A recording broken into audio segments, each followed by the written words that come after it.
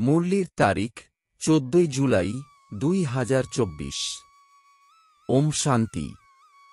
মধুবন থেকে বাপদাদা বলছেন, মিষ্টি বাচ্চারা, নিরন্তর যেন স্মরণে থাকে যিনি আমাদের বাবা, টিচারও তিনি তো সদ্গুরুও, এই স্মরণই হল মন্মনাভ্য। প্রশ্ন: মায়ার ধুলো যখন চোখে এসে পড়ে তখন সর্বপ্রথম গাফিলতি কোনটি হয়ে যায়? উত্তর: মায়া প্রথম এই ভুলটাই করায় যে ঈশ্বরীয় পঠন পাঠনই ছেড়ে দেয়। ভগবান পড়াচ্ছেন এটাই ভুলে যায়। বাবার সন্তানরাই বাবার পঠন পাঠন ছেড়ে চলে যায়, এটা খুবই আশ্চর্যের বিষয়। নয়তো এমনই নলেজ যে অন্তর্মনে অনুভব করতে করতে খুশিতে নাচতে থাকে, কিন্তু মায়ার প্রভাব তো কিছু কম নয়। মায়া ঈশ্বরীয় পঠন পাঠন থেকেই ছাড়িয়ে নিয়ে যায়। পড়া ছেড়ে দেওয়া অর্থাৎ অ্যাবসেন্ট হয়ে যাওয়া। ওম শান্তি। আত্মাদের বাবা আত্মারূপী বাচ্চাদেরকে বোঝান, বোঝাতে হয় তাকেই যে কম বোঝে। কেউ কেউ খুব বিচক্ষণ হয়। বাচ্চারা জানে এই বাবা কত ওয়ান্ডারফুল। যদিও তোমরা এখানে বসে আছো, কিন্তু অন্তর্মন জানে ইনি যেমন আমাদের অসীম জগতের বাবা, তেমনি অসীম জগতের টিচার, যিনি অসীম জগতের শিক্ষা প্রদান করে থাকেন। সৃষ্টির আদিমধ্যান্তের রহস্য বুঝিয়ে বলেন। স্টুডেন্টদের বুদ্ধিতে এটা তো থাকা উচিত, তাই না? তিনি সাথে করে অবশ্যই নিয়ে যাবেন। বাবা জানেন এই পুরানো ছিচ্ছি দুনিয়া থেকে বাচ্চাদের নিয়ে যেতে হবে। কোথায়? নিজ নিকেতনে। যেমন কন্যার বিবাহ হয়ে যাওয়ার পর শ্বশুর বাড়ির লোকজনেরা এসে কন্যাকে নিজেদের গৃহে নিয়ে যায়। এখন তোমরা এখানে বসে আছো, বাবা বুঝিয়ে বলেন বাচ্চাদের অন্তরে তো নিশ্চয়ই আসে যে ইনি যেমন আমাদের অসীম জগতের পিতা, তেমনি অসীম জগতের শিক্ষাও প্রদান করেন। বাবার যেমন বিশালতা তেমনি তাঁর পঠন পাঠনেরও ব্যাপ্তি অনন্ত, যা তিনি বাচ্চাদের প্রদান করেন। রচনার আদিমধ্যান্তের রহস্য বাচ্চাদের বুদ্ধিতে আছে। বাচ্চারা জানে বাবা এই ছিচ্ছি দুনিয়া থেকে আমাদের ফিরিয়ে নিয়ে যাবেন। এটাও অন্তর্মনে স্মরণ করলে মনমনাভ্য স্মরণ করা হবে। চলতে ফিরতে, উঠতে বসতে বুদ্ধিতে যেন এটাই স্মরণ হয়। আশ্চর্যজনক জিনিসকে স্মরণ করা উচিত, তাই না? তোমরা জান ভালোভাবে পঠন পাঠন করলে, স্মরণ করলে আমরা বিশ্বের মালিক হতে পারব। এটা তো অবশ্যই বুদ্ধিতে থাকা উচিত। সর্বপ্রথম বাবাকে স্মরণ করতে হবে, টিচার তো তারপর আসে। বাচ্চারা জানে অসীম জগতের বাবা তিনি। সহজেই স্মরণ করার জন্য বাবা যুক্তি বলে দেন, মামেকম স্মরণ করো, স্মরণের দ্বারা অর্ধকল্পের বিকর্ম বিনাশ হয়ে যাবে। পবিত্র হওয়ার জন্য তোমরা জন্মজন্মান্তর ধরে ভক্তি, জপ, তপ ইত্যাদি অনেক কিছু করেছ। মানুষ মন্দিরে যায়, ভক্তি করে, মনে করে আমরা পরম্পরা অনুসারে করে আসছি। ওদের জিজ্ঞাসা কর শাস্ত্র কবে থেকে শুনছ? বলবে পরম্পরা অনুসারে। মানুষের কিছুই জানা নেই। সত্যযুগে শাস্ত্র তো হয়ই না। তোমরা বাচ্চাদের তো অবাক হওয়া উচিত, বাবা ছাড়া এই বিষয়ে দ্বিতীয় কেউ ব্যাখ্যা করতে পারবে না। ইনি একাধারে পিতা, টিচার এবং সদ্গুরু। ইনি আমাদের বাবা, এনার কোনো মাতা পিতা নেই। কেউ বলতে পারবে না যে শিব বাবা কারো সন্তান। এই বিষয়টি যেন প্রতিটি মুহূর্ত বুদ্ধিতে থাকে, এটাই হল মন্মনাভব। টিচার শিক্ষা প্রদান করছেন কিন্তু স্বয়ং কখনো পড়েননি। ওনাকে কেউই পড়ান না। তিনি নলেজফুল, মনুষ্য সৃষ্টির বীজরূপ, তিনি জ্ঞানের সাগর। চৈতন্য হওয়ার কারণে সবকিছু শুনিয়ে থাকেন। তিনি বলেন, বাচ্চারা, আমি যার মধ্যে প্রবেশ করি তার মাধ্যমে তোমাদের আদি থেকে শুরু করে এই সময় পর্যন্ত সমস্ত রহস্য বুঝিয়ে থাকি। অন্তিমের বিষয়ে শেষে গিয়ে বলবো। ওই সময় তোমরাও বুঝতে পারবে। এখন অন্তিম সময় আসছে। কর্মাতীত অবস্থাতেও নম্বরানুসারে পৌঁছাবে। তোমরা তার নমুনাও দেখতে পাবে। পুরানো সৃষ্টির বিনাশ তো হবেই। এই দৃশ্য অনেকবার দেখেছ, আবারও দেখবে। ঈশ্বরীয় পঠন পাঠনও তেমনই পড়বে যেমনটা পূর্বে পড়েছিলে। রাজ্য ভাগ্য প্রাপ্ত করেছিলে, তারপর হারিয়ে ফেলেছ, আবারও নিতে চলেছ। বাবা এসে আবার পড়াচ্ছেন, কত সহজ। তোমরা বাচ্চারা বুঝেছ আমরা সত্যিই বিশ্বের মালিক ছিলাম। আবারও বাবা এসে আমাদের সেই জ্ঞান প্রদান করছেন।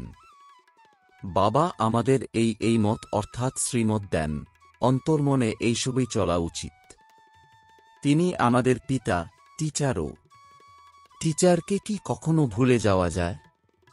টিচারের দ্বারাই তো শিক্ষা গ্রহণ করতে হয়। কিছু কিছু বাচ্চাকে মায়া ভীষণ গাফিলতি করিয়ে দেয়, ঠিক যেন চোখে ধুলো ঢেলে দেয়, যাতে করে পড়াই ছেড়ে দেয়। ভগবান পড়াচ্ছেন, এমন পড়াকেও ছেড়ে চলে যায়। পড়াই হল মুখ্য। কে পড়া ছেড়ে দিচ্ছে? বাবার সন্তান। বাচ্চাদের অন্তরে কত খুশি হওয়া উচিত। বাবা প্রতিটি বিষয়ে নলেজ দিয়ে থাকেন, যা কল্পে কল্পে দিয়ে এসেছেন। বাবা বলেন, অল্প হলেও এইভাবেই আমাকে স্মরণ করো। কল্প কল্প ধরে তোমরাই বুঝে এসেছ আর ধারণ করেছ। ওনার কোনো পিতামাতা নেই, উনি অসীম জগতের বাবা, ওয়ান্ডারফুল, তাই না? আমার বাবা কে বলো? শিব বাবা কার সন্তান? এই পঠন পাঠনও কত ওয়ান্ডারফুল, যা এই সময় ছাড়া আর কখনো পড়তে পারবে না। আর শুধুমাত্র তোমরা ব্রাহ্মণরাই এই পড়া পড়ো। তোমরা এটাও জানো যে বাবাকে স্মরণ করতে করতে আমরা পবিত্র হয়ে যাব, নয়তো সাজা খেতে হবে। গর্ভ জেলে অনেক সাজা পেতে হয়। ওখানে তারপর ট্রাইব্যুনাল অর্থাৎ বিচারসভা বসবে এবং তোমাদের সবকিছু সাক্ষাৎকার হবে। সাক্ষাৎকার ছাড়া কাউকেই সাজা দেওয়া যাবে না, নইলে তোমরা হতাশ হয়ে পড়বে এই ভেবে যে কেন আমি সাজা পাচ্ছি। বাবা জানেন যে এ অমুক পাপ করেছিল, ভুল করেছিল। সব সাক্ষাৎকার করান যা তোমরা করেছ। সেই সময় এমন ফিল হবে যেন না জানি কত কত জন্মের সাজা ভোগ করতে হচ্ছে। এ যেন সমস্ত জন্মের জন্য সম্মান চলে যাওয়া। তাই বাবা বলেন, মিষ্টি মিষ্টি বাচ্চাদের ভালো করে পুরুষার্থ করতে হবে। 16 কলা সম্পূর্ণ হওয়ার জন্য স্মরণে থাকার পরিশ্রম করতে হবে। চেক করতে হবে আমি কাউকে দুঃখ দিচ্ছি না তো। আমরা সুখদাতা বাবার সন্তান, তাই না? খুব সুন্দর ফুল হয়ে উঠতে হবে। এই ঈশ্বরীয় পঠন পাঠনই তোমাদের সাথে যাবে। পড়াশোনার দ্বারাই মানুষ ব্যারিস্টার ইত্যাদি হয়। বাবা প্রদত্ত এই নলেজ স্বতন্ত্র আর সত্য। এ হল পাণ্ডব গভর্নমেন্ট, গুপ্ত রূপে। তোমার ছাড়া দ্বিতীয় কেউ বুঝবে না। এই পঠন পাঠন বড়ই ওয়ান্ডারফুল। আত্মাই শোনে। বাবা বারংবার বোঝান, পড়া কখনোই ছেড়ে দিও না।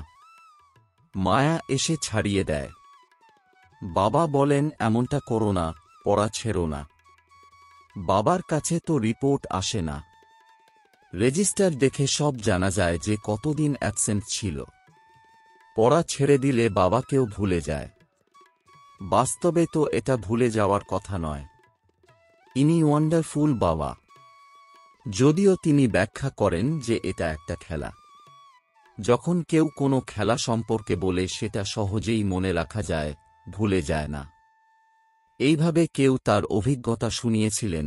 খুব অল্প বয়স থেকেই উদাস হয়ে ভাবতেন, এই দুনিয়াতে এত দুঃখ, এখন আমার কাছে 10,000 টাকা থাকলে 50 টাকা সুদ পেতে পারি এবং এটাই আমাকে মুক্ত রাখবে। ঘর এবং ব্যবসা দেখাশোনা করা খুব কঠিন।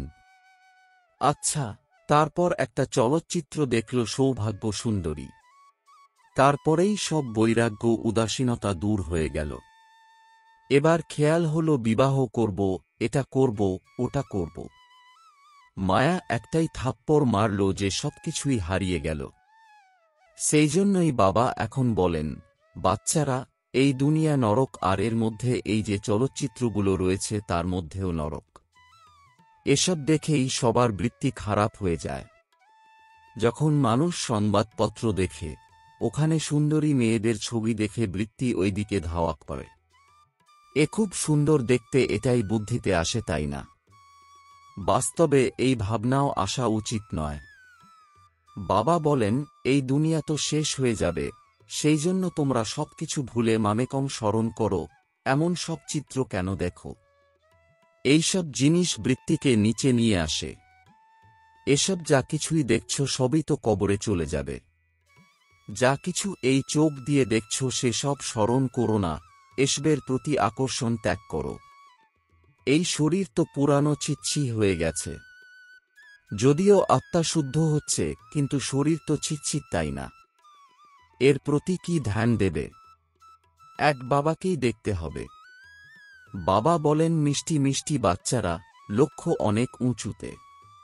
বিশ্বের মালিক হওয়ার জন্য দ্বিতীয় কেউ তো চেষ্টাও করতে পারবে না, কারো বুদ্ধিতেই আসবে না।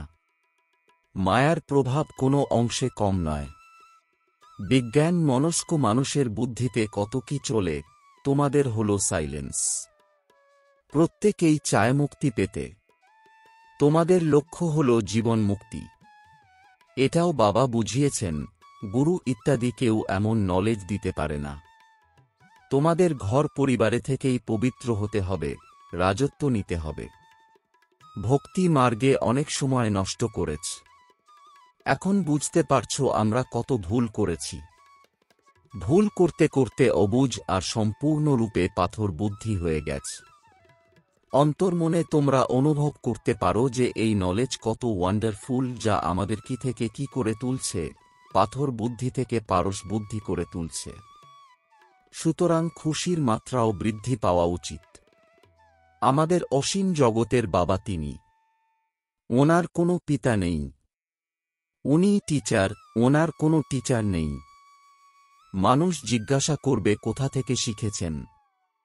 অবাক হয়ে যাবে, তাই না? অনেকেই মনে করবে ইনি কোনো গুরুর কাছ থেকেই শিখেছেন। সুতরাং গুরুর তো আরও শিষ্য হবে, তাই না? শুধু একজন শিষ্যই ছিল কি? গুরুর শিষ্য তো অনেক হয়।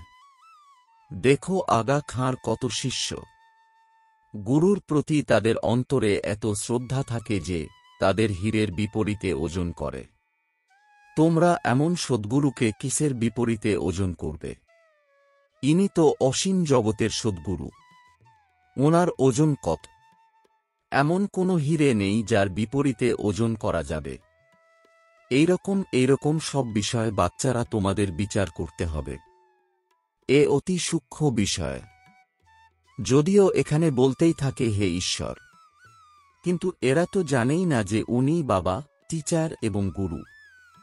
এখানে তো সাধারণ নিয়মানুযায়ী বসে থাকে। সেই কারণেই তিনি গদির উপর এইজন্যই বসেন যাতে সবার মুখ দেখতে পান। বাচ্চাদের প্রতি ভালোবাসা তো থাকে, তাই না? বাচ্চাদের সহযোগ ছাড়া এই স্থাপনা তো হবেই না। অতি সহযোগকারী বাচ্চাদের প্রতি নিশ্চয়ই ভালোবাসা বেশি থাকবে। বেশি উপার্জনকারী বাচ্চারা নিশ্চয়ই উচ্চ পদ প্রাপ্ত করবে, তার প্রতি ভালোবাসাও অতীত থাকে। বাবা বাচ্চাদের দেখে উৎফুল্ল হয়ে ওঠেন। আত্মা খুব খুশি হয়। বাবা বলেন, প্রতিটি কল্পে বাচ্চাদের দেখে উৎফুল্ল হয়ে উঠি। প্রতিটি কল্পে এই বাচ্চারাই সাহায্যকারী হয়ে ওঠে। কল্পকল্প ধরে এই ভালোবাসা জোরালো হয়। যেখানেই বসে থাক না কেন, বুদ্ধিতে যেন বাবার স্মরণ চলে। তিনি হলেন অসীম জগতের বাবা, ওনার কোনো পিতা নেই, ওনার কোনো টিচার নেই। স্মরণই সবকিছু করেন, যাকেই সবাই স্মরণ করে।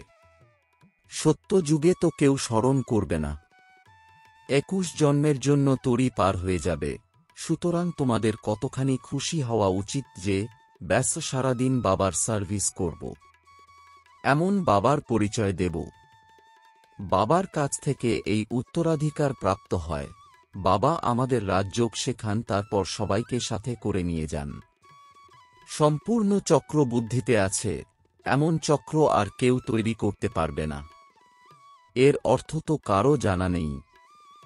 তোমরা এখান বুঝেছ যে বাবা আমাদের অসীম জগতের পিতা, অসীম জাগতিক রাজত্ব দিয়ে থাকেন, তারপর সঙ্গে করে নিয়ে যান। এইভাবে তোমরা বোঝালে তারপর আর কেউ সর্বব্যাপী বলতে পারবে না। তিনি বাবা, তিনি টিচার, তবে সর্বব্যাপী কিভাবে হতে পারে? অসীম জগতের বাবাই হলেন নলেজফুল। সম্পূর্ণ সৃষ্টির আদিমধ্যান্তকে তিনি জানেন। বাবা বাচ্চাদের বোঝান ঈশ্বরীয় পঠন পাঠনকে ভুলে যেও না। এ অতি উচ্চ পঠন পাঠন। বাবা পরম পিতা, পরম টিচার এবং পরম গুরু। ওইসব লৌকিকের গুরুদেরও তিনি নিয়ে যাবেন। এমন এমন সব ওয়ান্ডারফুল বিষয় শোনানো উচিত। তাদের বলো অসীম এই খেলা, প্রতিটি একটার নিজের নিজের পার্ট পেয়েছে। অসীম জগতের পিতার কাছ থেকে আমরাই অসীম বাদশাহী গ্রহণ করি, আমরাই মালিক। বৈকুণ্ঠ হয়ে চলে গেছে, আবারও অবশ্যই হবে। কৃষ্ণ নতুন দুনিয়ার মালিক ছিল, এখন পুরানো দুনিয়া, তারপর নিশ্চয়ই নতুন দুনিয়ার মালিক হবে। চিত্রতেও পরিষ্কার দেখানো হয়েছে। তোমরা জানো এখন আমাদের পা নরকের দিকে, মুখ স্বর্গের দিকে। এটাই যেন স্মরণে থাকে। এইভাবে স্মরণ করতে করতে অন্তিমকালে যেমন মতি তেমনই গতি প্রাপ্ত হবে। কত ভালো ভালো বিষয় আছে, সেগুলি বারংবার স্মরণ করা উচিত। আচ্ছা, মিষ্টি মিষ্টি প্রশিক্ষার্থী বাচ্চাদের মাতাপিতা বাপদাদার স্মরণসহ স্নেহসুমন আর সুপ্রভাত। আত্মিক পিতার আত্মিক বাচ্চাদেরকে জানাচ্ছি নমস্কার। ধারণার জন্যে মুখ্য সার এক, এই চোখ দিয়ে যা কিছু দেখতে পাওয়া যায় তার প্রতি আকর্ষণ সরিয়ে নিতে হবে। এক, বাবাকেই দেখতে হবে। বৃত্তিকে শুদ্ধ করতে এই ছিচ্ছি শরীরের প্রতি যেন বিন্দুমাত্র নজর না যায়। দুই, বাবা যে অনুপম আর সত্য নলেজ শুনিয়ে থাকেন তা ভালো করে পড়তে আর পড়াতে হবে। পড়া কখনোই মিস করা উচিত নয়। বরদান, শান্তির শক্তির প্রয়োগের দ্বারা সকল কার্যে সহজ সফলতা প্রাপ্তকারী প্রয়োগী আত্মা ভব। এর বিস্তার, এখন সময়ের পরিবর্তন অনুসারে শান্তির শক্তির সাধন প্রয়োগ করে প্রয়োগী আত্মা হও। যেরকম বাণীর দ্বারা আত্মাদের মধ্যে স্নেহের সহযোগের ভাবনা উৎপন্ন করো, সেই রকম শুভ ভাবনা, স্নেহের ভাবনার স্থিতিতে স্থিত হয়ে তাদের মধ্যে শ্রেষ্ঠ ভাবনা উৎপন্ন করো। যেরকম একটি প্রজ্বলিত প্রদীপের দ্বারা অনেক প্রদীপ প্রজ্বলন করা যায়, সেই রকম তোমাদের শক্তিশালী শুভ ভাবনা অন্যদের মধ্যে সর্বশ্রেষ্ঠ ভাবনা উৎপন্ন করিয়ে দেবে। এই শক্তির দ্বারা স্থূল কার্যেও অনেক সহজ সফলতা প্রাপ্ত করতে পারো, কেবল প্রয়োগ করে দেখো। স্লোগান, সকলের প্রিয় হতে হলে প্রস্ফুটিত আত্মিক গোলাপ হও, ঝিমিয়ে পড়ো না। ওম শান্তি।